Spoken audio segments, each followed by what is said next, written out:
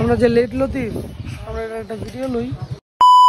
প্রিয় দর্শক, কি অবস্থা? আমি ফুল ভাই বাফের হোটেল খাই। মারুফ মামার বরযাত্রী যাইতে গিয়া বিয়া বাইত গিয়া দেখলাম বরযাত্রী আমগরে থুয়ে গেছে গা। এইদিকে আবার আমগো 2-3 জন হন্তরি আয় নাই। এর লেগে আমরা বাকি মানুষের লেগে মিরপাড়া অপেক্ষা করতেছিলাম। অনেকক্ষণ অপেক্ষা করানোর পরেও রিফাত কাকা আইলো না। এর লেগে সবাই রওনা দিয়ে দিলাম। বরযাত্রী আমগরে থুয়ে গেছে গা দেখে কি হয়েছে, যেই জায়গায় যাইবো সেই জায়গাটা বেশি একটা দূরে না। তাও আমরা হনো অনেকখানি দেরি করে লাইছি। ঢেমরা ব্রিজের উপরে দেখলাম রইদে খা করতেছে। আলসামি করে সানগ্লাসটা পিন্দাই নেই। ওখানে মনে করেন রইদে চাইতারতাছি না। তারা বলতে বসন্ত বিলাসের রাস্তাটা সোজা ঢুকে গেলাম গা।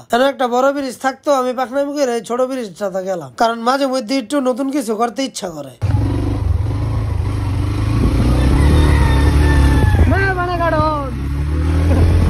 মাঝে মধ্যে বিকল্প রাস্তা।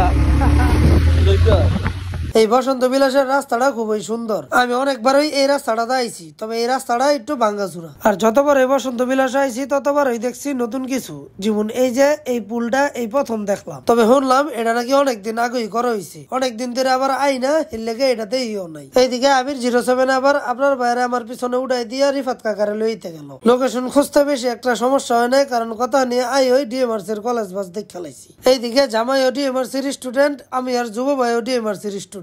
এলাকা বাসটা দেখ যুব ভাইয়েরা কইলাম, ভাই বাসের সাইজটা দেখা তো মনে হইতাছে এটা মনে হয় মাইয়া গো বাস। পড়ালা দেখলাম আমি সঠিক জায়গায় সন্ধান করছি। বাইরে দেখলাম বাস সম্পর্কে ভালোই অভিজ্ঞতা আছে। বরযাত্রীর লোকে এই বাসটাও আইছে। পড়ালা চিন্তা করলাম তাহলে সামনেই মনে হয় আমাকে গন্তব্য। একটু সামনে আগাইতে ঘোড়ার গাড়ি আর বিয়ার গেট এই দুইটা দেখা কনফার্ম হয়ে গেলাম। চিন্তা করলাম এবার জারমালা হের বিয়ে হোক, এনতে খায় এরপরে যাম। এমনি লেট করো না ভালো বন্ধু, সাব্বিরের মাথা গরম।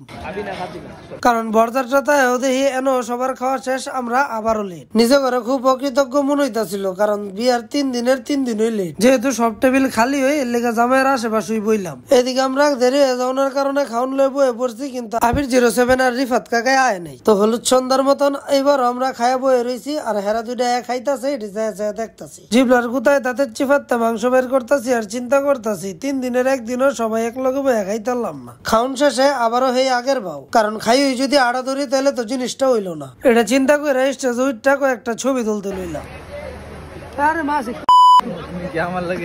তাড়াহুড়া করে আয় ওই হামুদ করে খাইতে বয়ে পড়ছি, যার কারণে খাওয়ানোর পরে একটু বাতাসের বৃত্তা বাইরে ঘুরতে বাইরিলাম। ঘুরাঘুরি শেষে সন্ধ্যাবেলা ঘোড়ার গাড়ির পিছে পিছে বাইর যাওয়া শুরু করলাম। যাওয়ানোর সময় মামা মাহিনের লগে একটু দেখা হইলো, কারণ মামা মাহিনী এই বিয়াত বহুত ব্যস্ত। যাওয়ানোর সময় এলাকার বড় ভাইগো লগে একটা সেই কাহিনী হয়। বড় ভাইগো খালি কইছিলাম নতুন বউ জমায় যাইতাছে, সালামিলো।